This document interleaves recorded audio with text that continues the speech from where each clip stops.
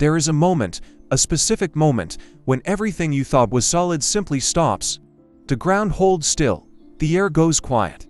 And something inside you, something you cannot name, knows that what just happened cannot be undone. The people who were standing at the foot of that cross on a Friday afternoon in Jerusalem. They felt that moment. Some of them ran, some of them froze.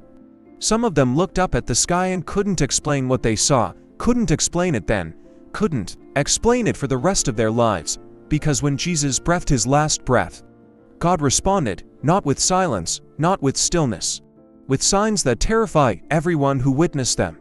The earth shook, the sky went dark in the middle of the day, and in the holiest place in all of Israel, a curtain that no human hand could move tore itself in two. Tonight, we are going to sit with what happened in those hours. Not rush past it, not explain it away with theology that keeps us comfortable. At a safe distance, we are going to look at what God actually did when his son died, and I think, if you stay with me through this, something in you will never see the cross the same way again. To understand what God did when Jesus died, you have to first understand what that day looked like before it happened. Jerusalem was full. Passover brought hundreds of thousands of people into the city. Pilgrims from every corner of the known world. Families carrying lambs to be sacrificed at the temple. Merchants filling the streets. Roman soldiers keeping a tight watch on a crowd they never fully trusted. The city was loud, dusty, crowded, alive. And somewhere on the outskirts of that city, on a hill called Golgotha, the place of the skull, 3 men were being executed. Crucifixion was public by design. Rome wanted people to see. They wanted the message to land clearly in the gut of anyone who passed by. This is what happens when you challenge the empire. So the crosses were placed where people walked, where they couldn't look away. Jesus had been on that cross since the 3rd hour of the morning. 9 o'clock, by our counting. The soldiers had divided his clothes. The religious leaders had mocked him. Passers-by shook their heads and sneered. Even one of the men crucified beside him joined in the insults, at least for a while. It looked, to everyone watching, like a defeat. That is the honest thing to say. It looked like the end of something that had promised to be extraordinary, and wasn't. The disciples had scattered. Peter had denied him 3 times before the rooster finished its second call. The crowds who had shouted his name just days before on Palm Sunday had gone quiet or turned hostile. The men who had eaten with him, walked with him, watched him raise the dead, were hiding behind locked doors.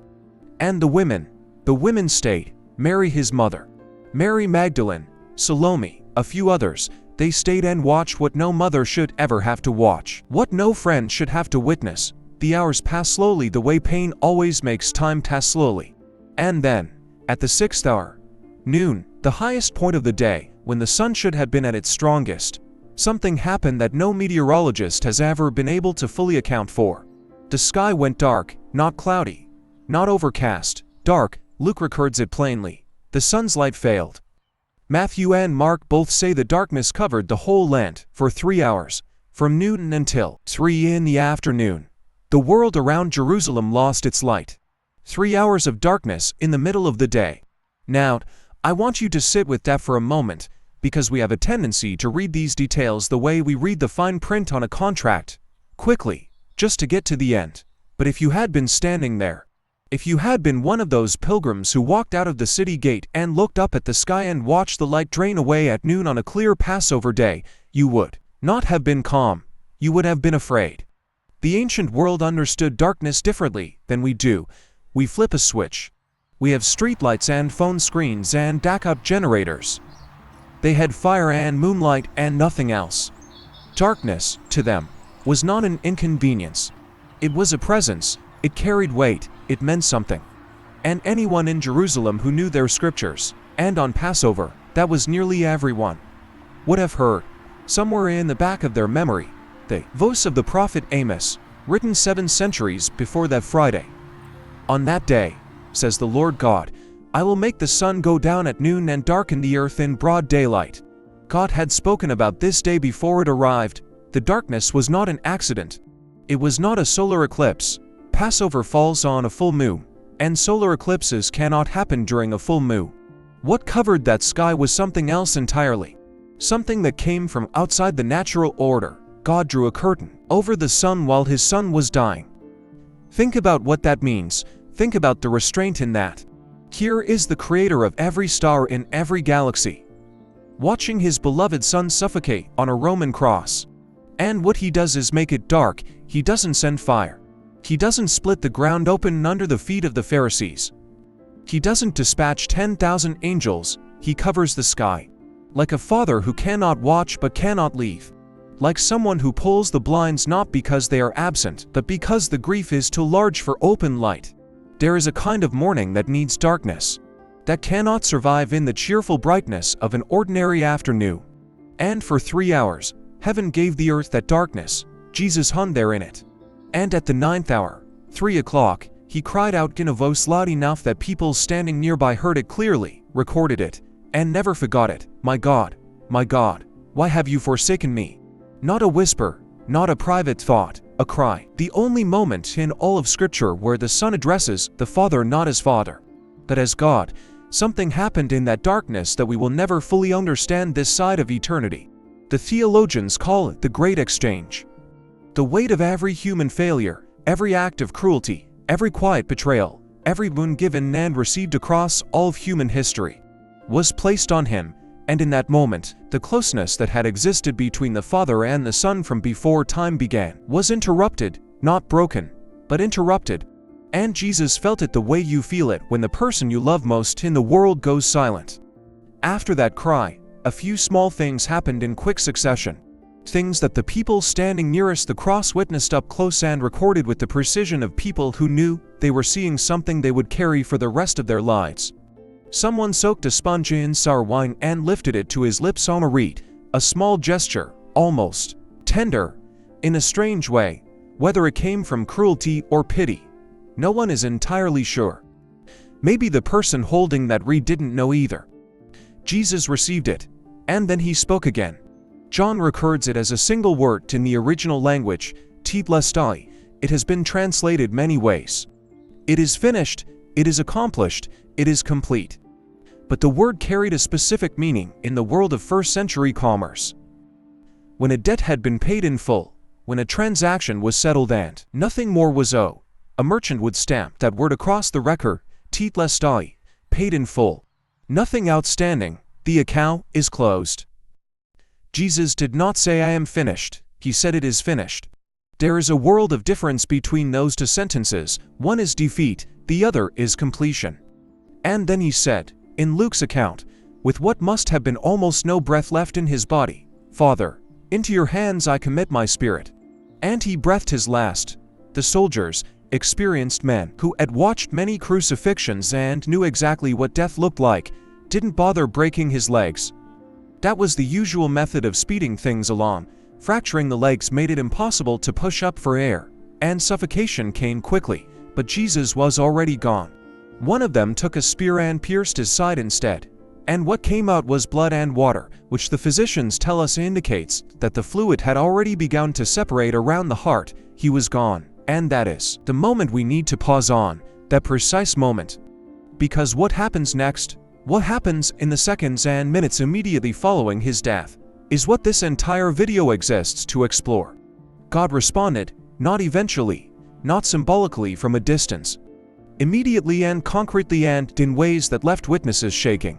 The first sigh had already been happening for 3 hours, the darkness.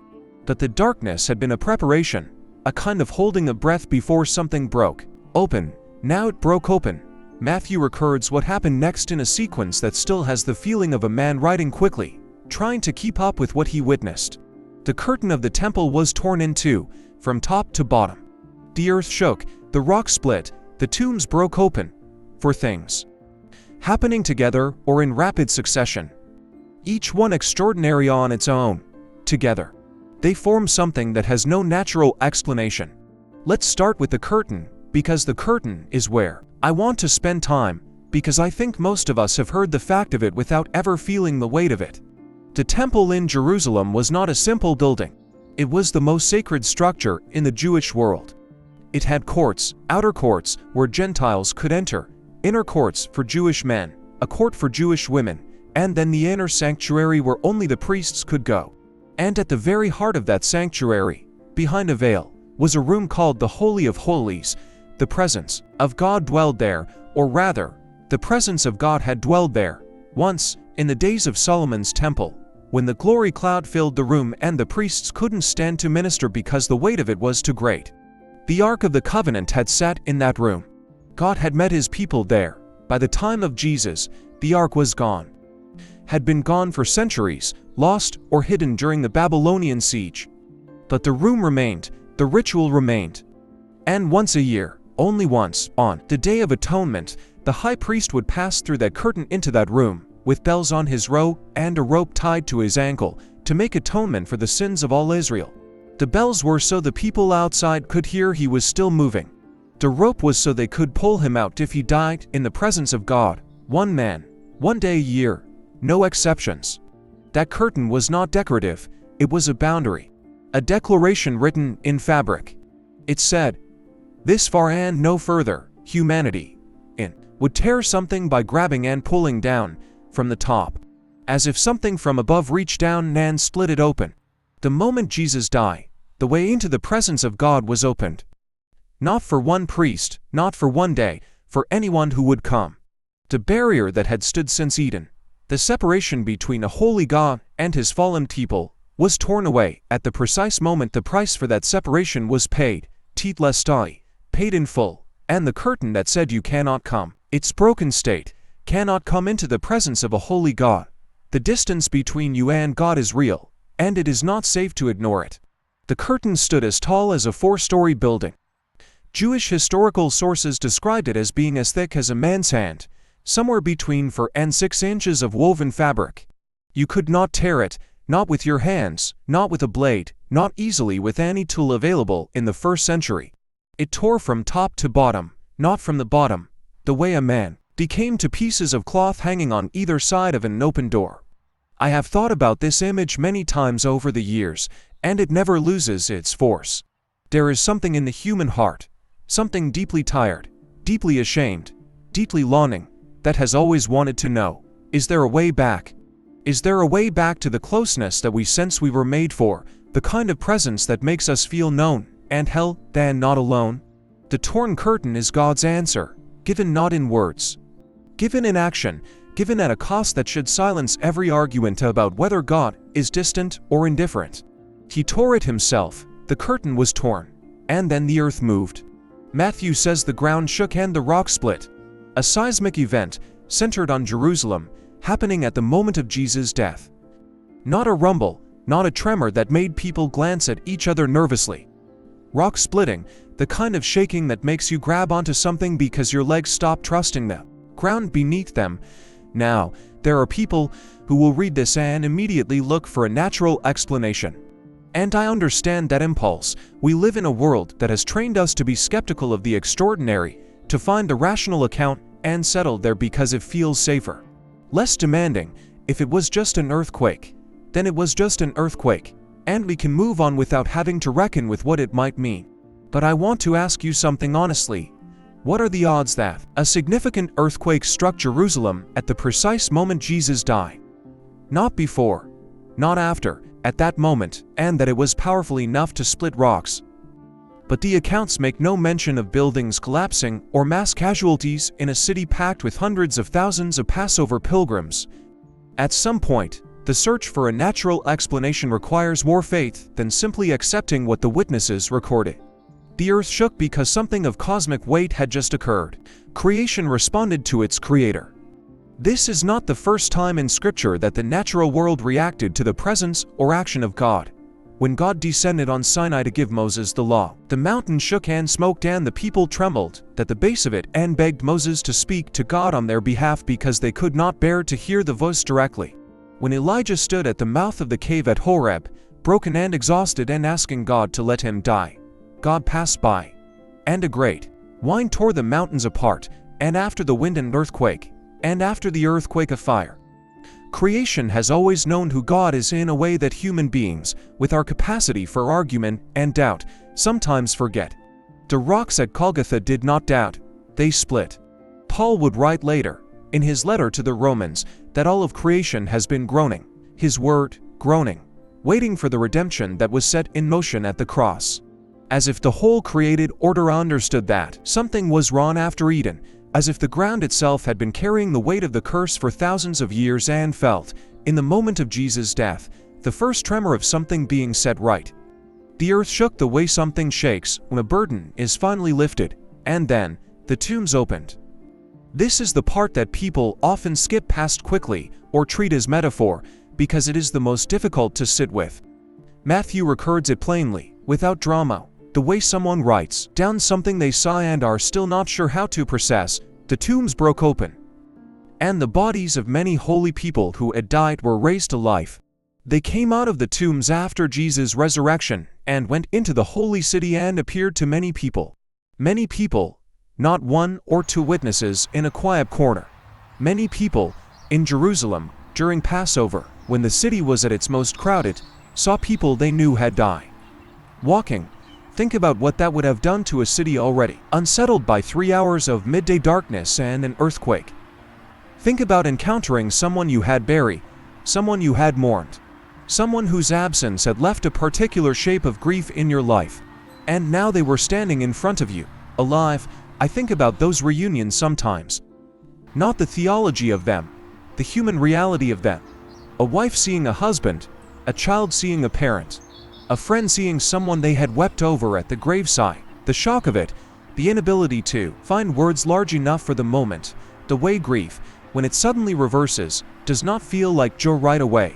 It feels like the ground shifting beneath you all over again. These were not ghosts. Matthew does not use the language of visions or apparitions. He says they appeared to many people, which is the language of physical presence, of being seen in the ordinary light of day by multiple witnesses who could not have all shared the same hallucination. What was God doing with this sign? He was making a declaration, a preview, a first glimpse of what the death of Jesus had set in motion.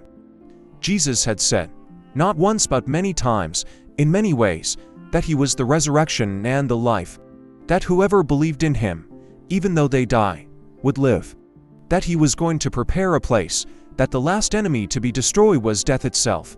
The open tombs were God saying, watch, this is what my son's death means. This is the direction everything is now moving. Death, which had seemed so final, so absolute, so utterly beyond appeal. Death had just been served notice. The tombs opened not to frighten people. They opened to show people something about the nature of what had just been accomplished on that hill outside the city. The cross was not just a transaction between God and sin. It was the turning point of history, the hinge on which everything rotates. For this moment, death was the end of the story for every human being who ever drew breath. After this moment, it wasn't. And God wanted witnesses. He always wants witnesses. He does not work in secret. When he is doing something he wants the world to know about. He opens tombs in the middle of a crowded city. He tears curtains in the most sacred building in the nation. He darkens the sky over a hill where the wisest religious leaders and the most powerful military empire of the age have just executed what they believed was an irrelevant troublemaker from Galilee. He makes sure people see, because what happened on that cross was not a private matter between a father and a son. It was the central event in the story of every human being who would ever live, including you. Including the person watching this tonight who is tired and doubting and not sure anymore if any of this is real, or if faith is just something people hold on to because the alternative is too lonely to bear. God tore the curtain for you. The earth shook for you. The tombs opened for you. Not as a performance, as a promise. There was a Roman soldier standing at the foot of that cross. We don't know his name. The Gospels don't give it to us, and I think that is intentional, because his name doesn't matter as much as what he said. What matters is who he was. He was a centurion, which means he commanded 100 men. He was a professional. A man who had seen violence the way a carpenter has seen wood, up close, routinely, without flinching.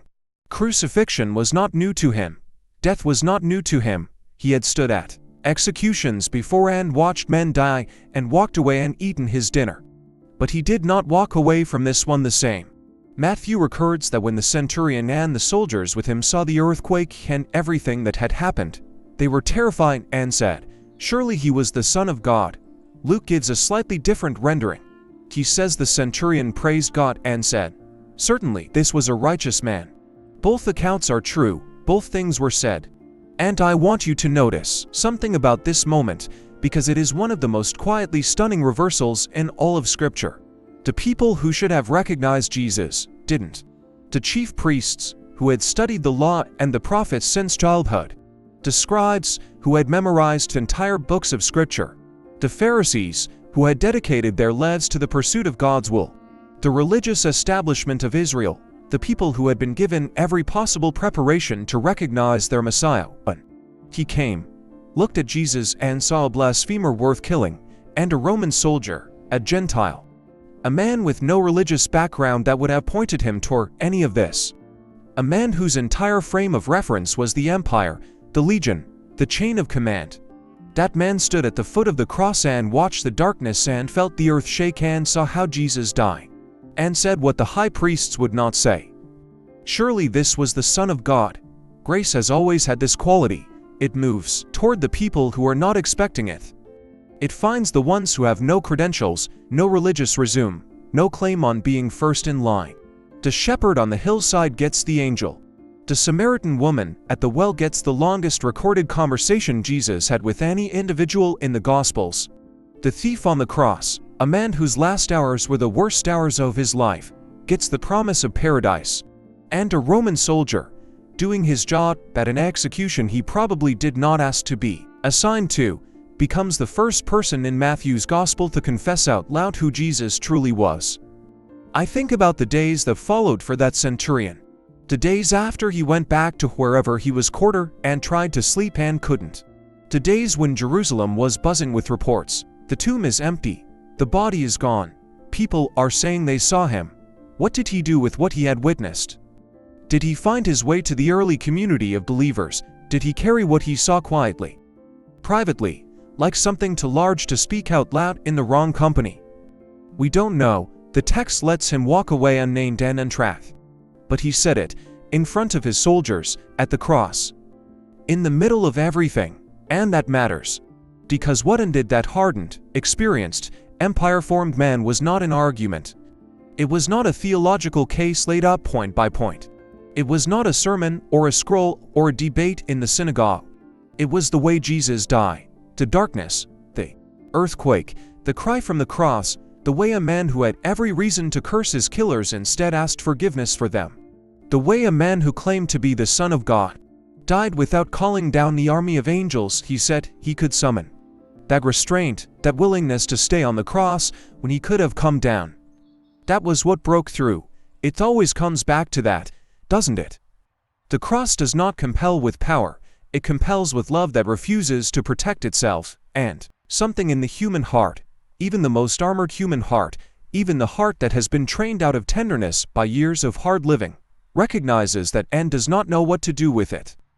We have a tendency to think that if God would just be more obvious, more spectacular, more undeniable, more people would believe. If he would just write his name across the sky in fire. If he would just appear in a way that left no room for doubt. But God had already done everything short of that. On that Friday afternoon in Jerusalem, he had turned the sky dark. He had shaken the earth. He had torn the curtain. He had opened the tombs, and the religious leaders, when they heard the reports, went to Pilate and asked for a guard to be placed at the tomb, because they were worried the disciples would steal the body and claim a resurrection. They saw the same signs. They drew a different conclusion. Because the signs were never the issue was, and has always been, what you are willing to do with what the signs point toward. The darkness pointed toward something, the torn curtain pointed toward something. The open tombs pointed toward something. The centurion saw all of it and let it point him where it was pointing. The chief priests saw all of it and asked for a Roman guard. The difference between those two responses is not intelligence. It is not education. It is not religious background. It is something older and simpler and more honest than any of those things. It is the willingness to be undone, to stand at the foot of what you cannot explain and let it mean something. To resist the very human reflex to immediately reach for control, to categorize, to rationalize, to find the account that keeps you comfortable and in charge of your own conclusions. The centurion had nothing to gain by saying what he said. In that cultural and political climate, calling a crucified Jewish rebel the Son of God was not a career-advancing move, he said it because something in him could not say anything else. That is what truth does when it finally breaks through. It doesn't argue with you, it just becomes the only thing left standing. And you say it out loud, whether it costs you something or not. I want to talk about the women, not because they are a footnote to the story, but because, in many ways, they are the spine of it. And we have a tendency, all these centuries later, to let them blur into the background of a narrative dominated by the names of the 12 disciples, the religious leaders, the Roman officials. We know Peter's name, we know Pilate's name, we know Judas, but the women who stayed at the cross when everyone else had gone, they deserve more than a passing mention. Mary Magdalene was there. Mary, the mother of James and Joseph, was there. The mother of the sons of Zebedee was there. And according to John's account, Mary, the mother of Jesus, was there, standing close enough that Jesus, from the cross, looked down and saw her. Think about that for a moment. In the midst of everything, the darkness, the pain, the weight of what was being accomplished in those hours, Jesus looked down and saw his mother. And he made arrangements for her. He looked at John, the disciple he loved, standing beside her, and he said, "Woman, behold your son." And to John, "Behold your mother." And from that hour, John took her into his own home. Even in the act of bearing the weight of the world, he noticed her, he took care of her, he made sure she would not be alone. I have read that exchange many times and it still does something to me. Because it is so human, so specific, so tender inside the most catastrophic moment in history. It is the kind of detail that no one invents. You do not sit down to construct a theological narrative about the Son of God and include the moment where he pauses to make sure his mother has somewhere to go. You include it because it happened, and it tells you something essential about the character of the person on that cross, not just what he was doing cosmically, but who he was personally, what he noticed, what he cared about even when the cost of caring was everything. Now, the women, they watched all of it, the darkness, the cry, the death. They did not run, they did not hide. They stood at a distance. Matthew says at a distance, which perhaps means close enough to see, far enough to be outside the circle of soldiers, and they witnessed. And when the body was taken down, when Joseph of Arimathea, a wealthy member of the council who had been a secret disciple, went to Pilate and asked for the body and received it, and wrapped it in clean linen and laid it in his own new tomb and rolled a great stone against the entrance. The women followed. They sat opposite the tomb, just sat there. I want you to feel the weight of that image, because it is not a dramatic image. It is not the image of people doing something heroic. It is the image of people who have nowhere else to go, who cannot leave, who are too broken to act and too faithful to abandon, who sat in the late afternoon light of a Friday and watched the stone close over the person who had been the center of everything and did not know what came next. They did not know about Sunday. We always read this story knowing about Sunday. We read the crucifixion with the resurrection already in our back pocket, and it changes how we hold the weight of Friday. We can endure the darkness of the cross because we know the light is coming. We can sit with the grief of it because we know it resolves. They didn't know, for those women sitting opposite the tomb as the sun went down and the Sabbath began. There was no Sunday on the horizon. There was only the stone, only the sealed entrance, only the finality of a death they had watched with their own eyes, and they stayed anyway. I think this is one of the most underpreached truths in the entire gospel narrative. We talk about faith as something that operates in the light, the faith that moves mountains, the faith that calls things that are not as though they are, the faith that stands on a promise and shouts its confidence. And that kind of faith is real and it matters. But there is another kind of faith, a quieter kind, the kind that has no promise in hand, no word from heaven, no sign of what comes next, the kind that simply refuses to leave. That sits in the dark opposite the sealed tomb, not because it understands, not because it is certain, but because it cannot bring itself to go home and act as if nothing happened. That is the faith of those women on Friday evening, and God saw it. He always sees it. That is one of the things I have come to believe most deeply across the years, that the faithfulness which moves God most is not the loud faithfulness of the mountaintop moment. It is the quiet faithfulness of the person who stays. Who does not walk away when the stone is rolled across the entrance and the light is gone and there is nothing left to do but sit and wait and grieve? The women who sat opposite that tomb did not know they were about to become the first witnesses to the most important event in human history. They were not positioning themselves strategically. They were not angling for a front row seat to a miracle. They were just there, present, refusing to leave the person they loved even after the system said it was over. And very early on the first day of the week, while it was still dark, they came to the tomb. They came back after the Sabbath, after a night and a day of sitting with grief that had no resolution. They came back to do the last thing they could think to do: anoint a body for proper burial, bring spices, honor what was left of the person they loved. A small act, a human act, the kind of act that means nothing to the world and everything to the person performing it. They came back in the dark, and the stone was already moved.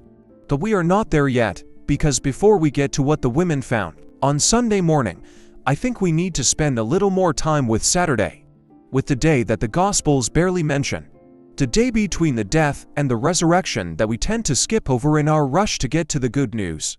Saturday is the day that nobody talks about, and I think it might be the most important day for many of the people watching this tonight, because Saturday is the day when nothing is happening, when the stone is in place and the guards are at the door and the disciples are behind locked doors and the women are sitting in their grief and heaven is silent.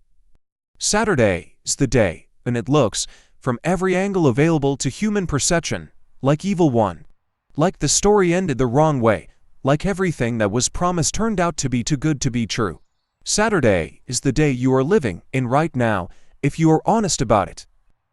Not the crisis of Friday, that at least has the intensity of something happening, something being fought over, something unresolved but still in motion, and not the relief of Sunday, the breakthrough, the answer, the stone rolled away and the grave clothes folded and the impossible made real. Saturday, the day after the worst thing happened.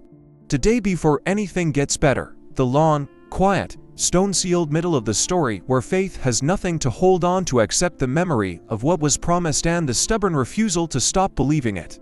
If that is where you are tonight, I want you to stay with me, because what God was doing on Saturday is not nothing. Nobody preaches Saturday, and I understand why. Saturday has no miracle in it, no angel appearing, no voice from heaven, no sign that breaks through the silence and reassures the grieving that everything is going to be all right. Saturday is just Saturday, the stone in place, the seal unbroken, the guards doing their rounds, the disciples behind their locked doors, speaking in low voices, flinching at every sound in the street outside. Saturday is the day the story appears to have ended.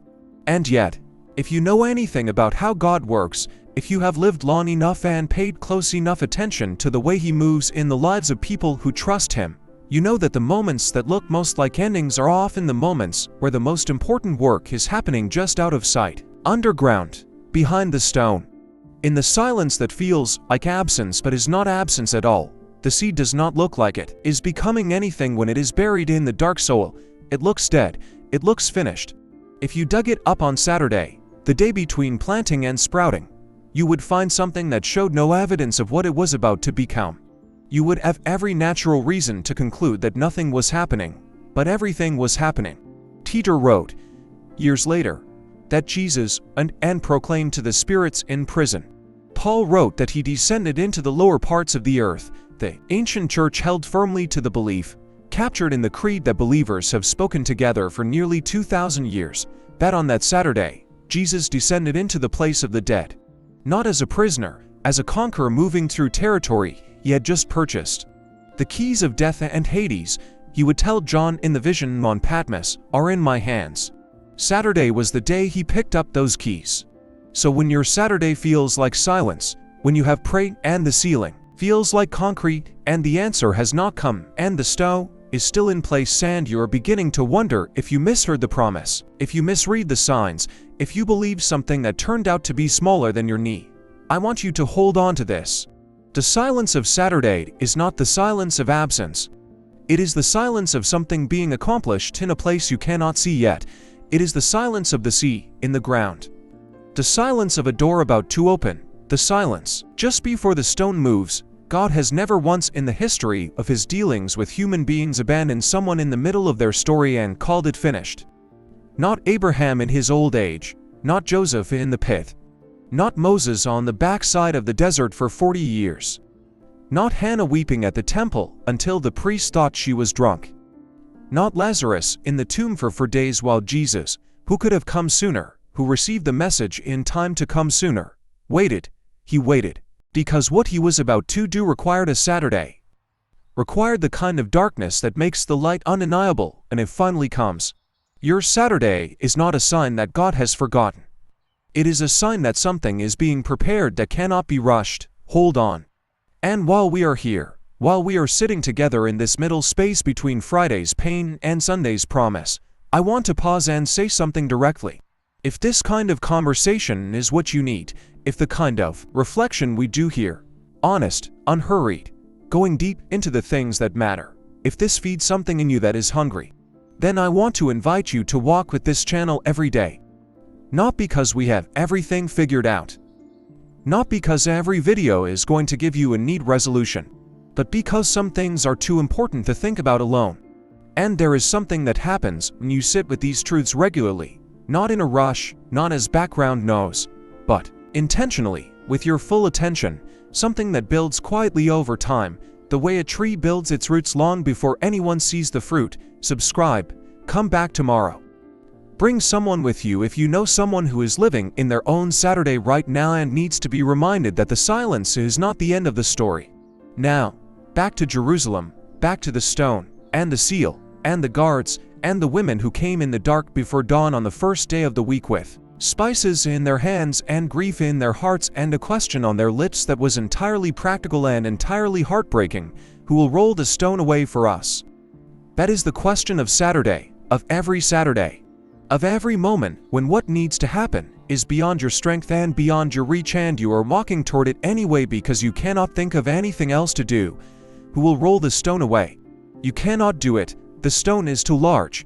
The seal is official. The guards are armed. And yet you walk toward it. That walk, that movement toward the sealed tomb in the dark with no answer to your own question, is one of the most faithful things a human being can do. And here is what meets that walk every single time.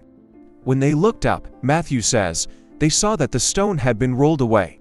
It was very large, he adds, as if to make sure we understand that this was not something that happened on its own, not something that could be explained by settling ground or a slight incline. Very large, already moved, before they arrived. Before they could ask anyone for help, God had already taken care of the thing they were worried about. He does that more often than we give him credit for. We carry the weight of the immovable stone all the way through our Friday and our Saturday, rehearsing in our minds how we are going to manage what seems unmanageable. And we arrive on Sunday morning to find that the thing we were dreading has already been handled. Not by our cleverness, not by our strength, by the same power that tears curtains from top to bottom and shakes the earth and opens tombs in crowded cities. The same power that was working in the silence of Saturday. But what the women found inside that tomb is what I want to carry us forward into now. Because the empty tomb is not just a fact. It is not just a data point in a historical argument, it is a statement, a declaration.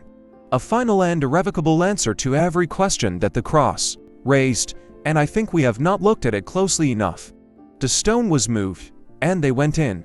Mark tells us that when they entered the tomb, they saw young men sitting on the right side, dressed in a white robe. And they were alarmed.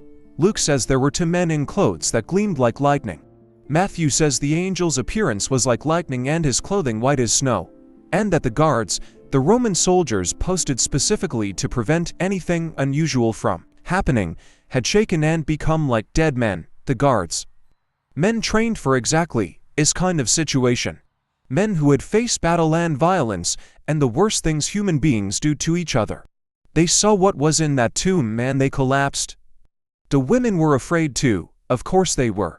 You do not walk into a sealed tomb and find it occupied by something that looks like lightning without your legs going weak beneath you.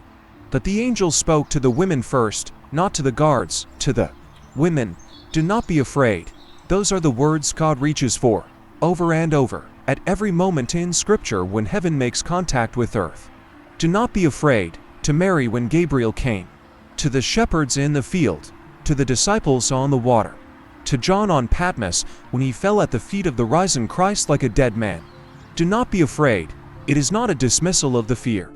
It is not God saying your fear is unreasonable, that you are overreacting, that there is nothing here to be unsettled by. There is everything to be unsettled by. You are standing in a tomb that was sealed yesterday and is now empty, and something that looks like lightning is speaking to you in the dark before dawn.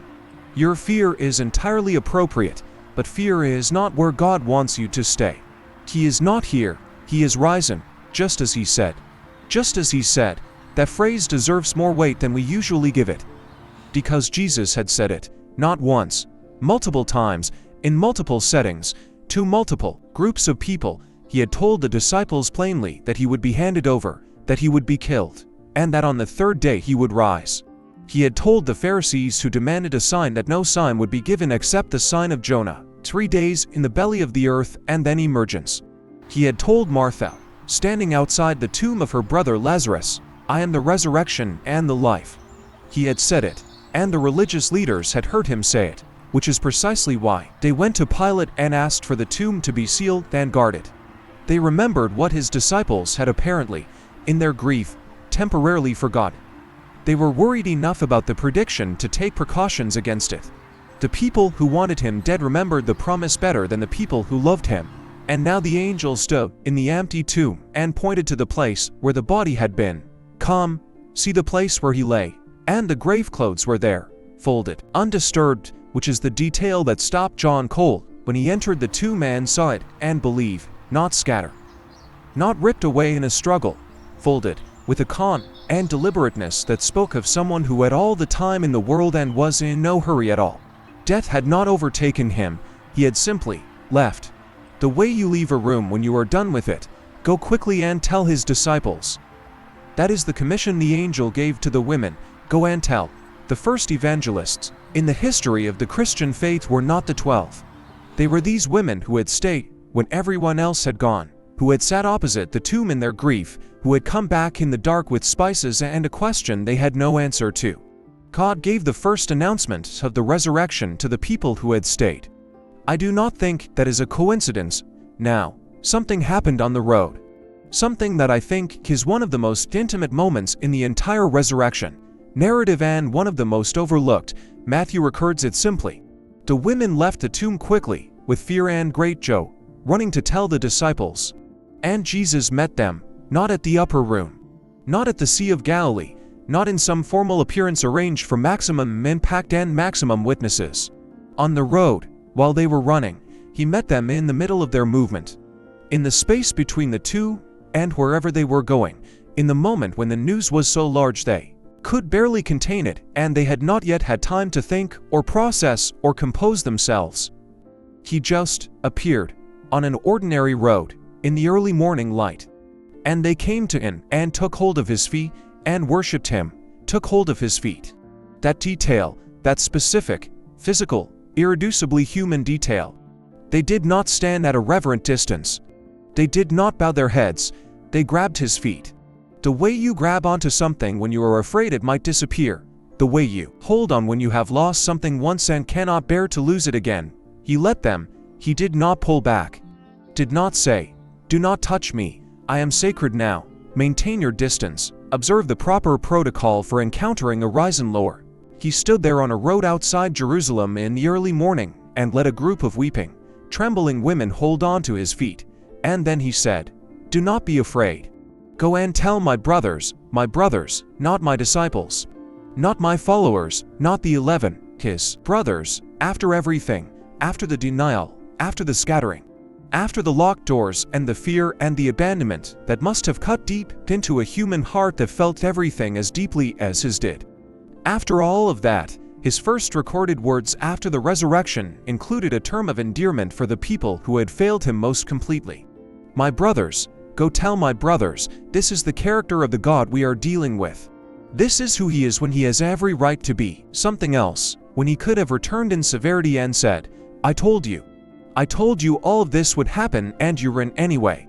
He could have begun his resurrection appearances with a reckoning, with a list of failures and a demand for explanation. Instead he said, go tell my brothers. Grace does not wait for you to get yourself together before it reaches toward you. It reaches toward you in your failure, in your hiding, in your locked room with the curtains drawn. It finds you before you find it. It calls you brother before you have had a chance to earn the name back. That is the God who tore the curtain, the God who shook the earth, the God who opened the tombs and moved the stone. Not a God who demands that you deserve his attention before he gives it. A God who comes looking for you in the early morning on an ordinary row while you are still running and not yet sure what you are running toward. And he meets you there, right there. In the middle of the row, there is a conversation I want to sit with before we reach the end of this. It happened on the same day as the empty tomb, the same Sunday.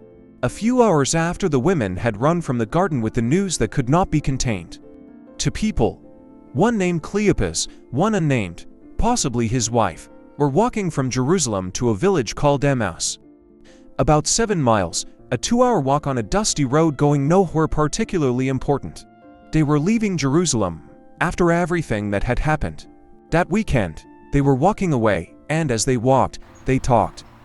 The Greek word Luke uses suggests they were going back and forth, rehearsing it, the way you do when something has broken your understanding of how the world works and you cannot stop turning it over in your hands trying to make sense of it.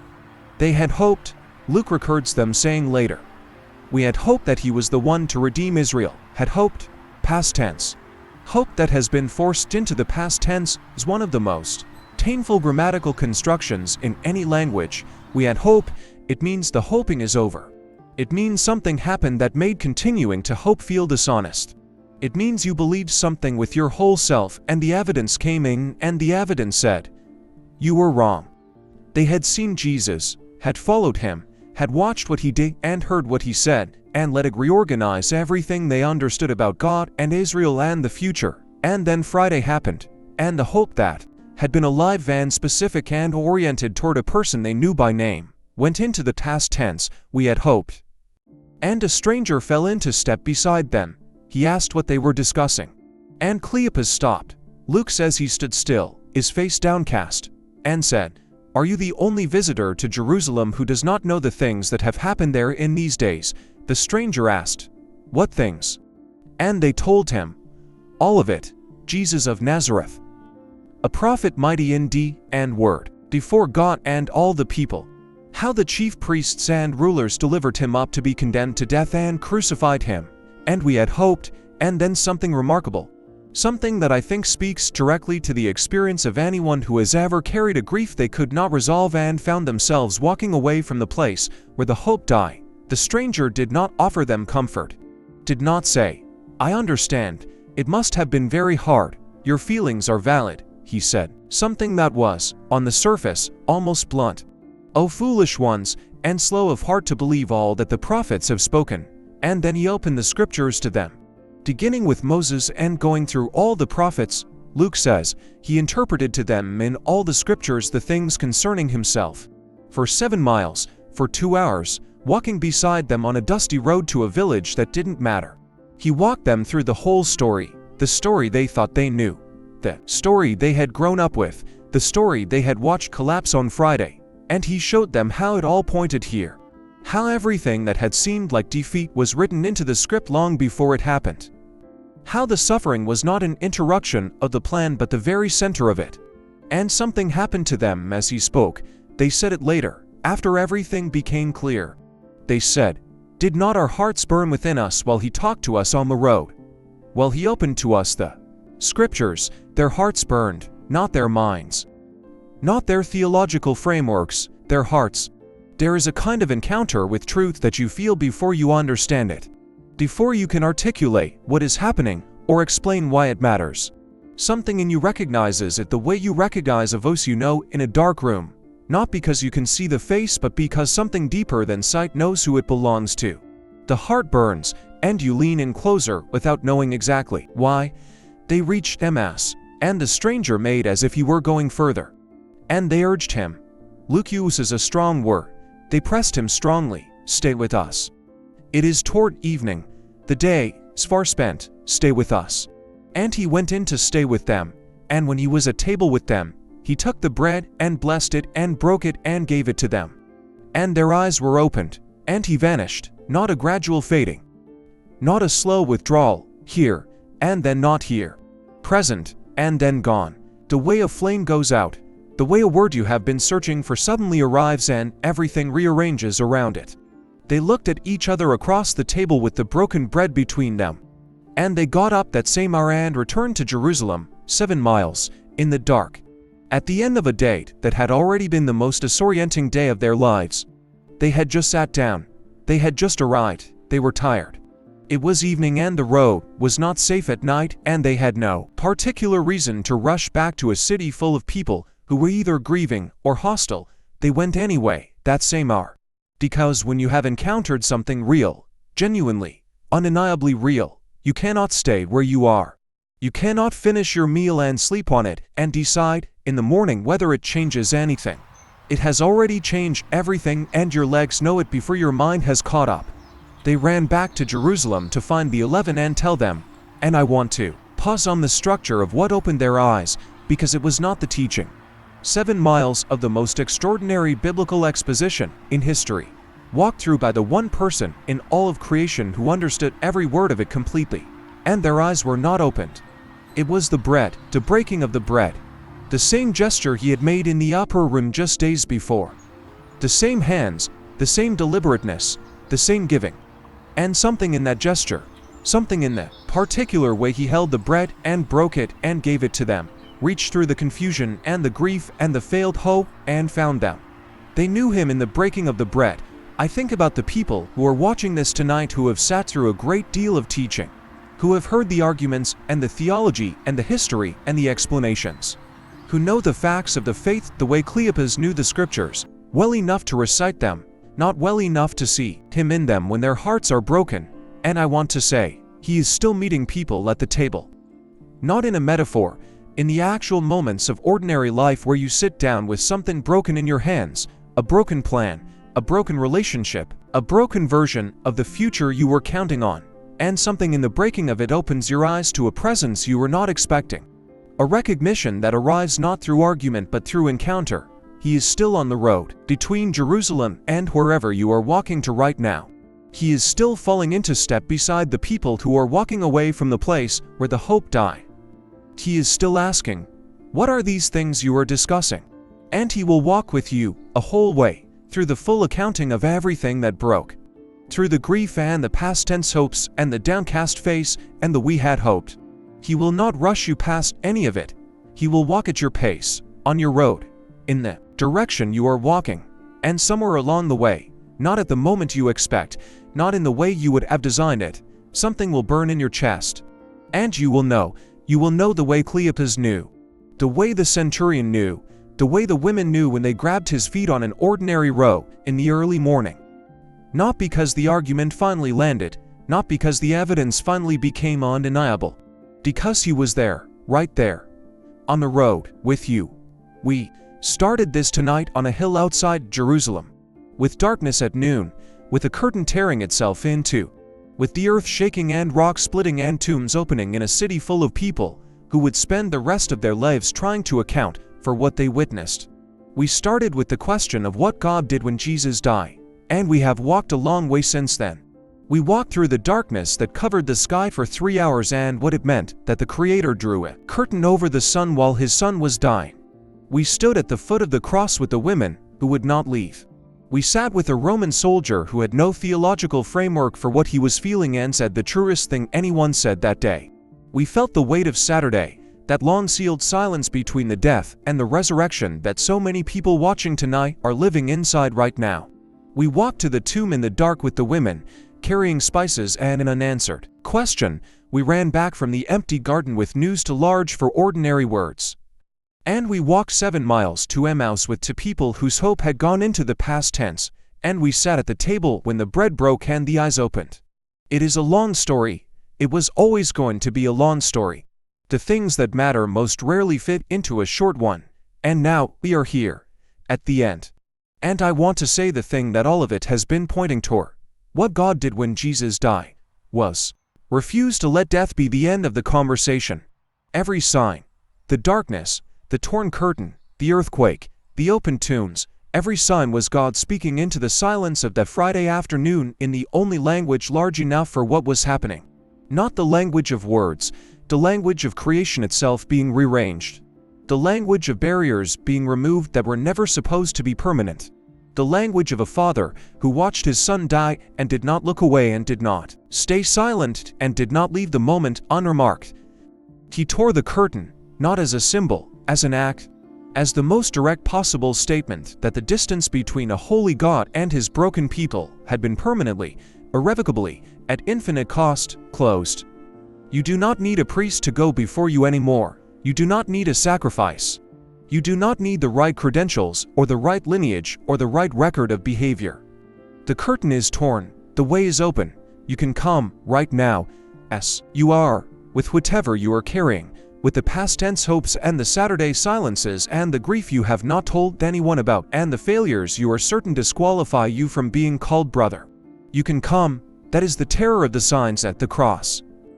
Not terror as in fear, though they were frightening, terror as in the kind of awe that undoes you. The kind of awe that a hardened Roman soldier felt when he watched a man die with forgiveness on his lips and said what his whole career had trained him never to say to a crucified Jewish rebel. Surely this was the Son of God. The signs were not given to frighten people away from the cross. They were given to make the cross impossible to walk past without stopping. To make it impossible to file under history and move on. To make it the kind of event that follows you home and sits with you at dinner and wakes you up at 3 in the morning and asks you, quietly, what you are going to do with it. What are you going to do with it?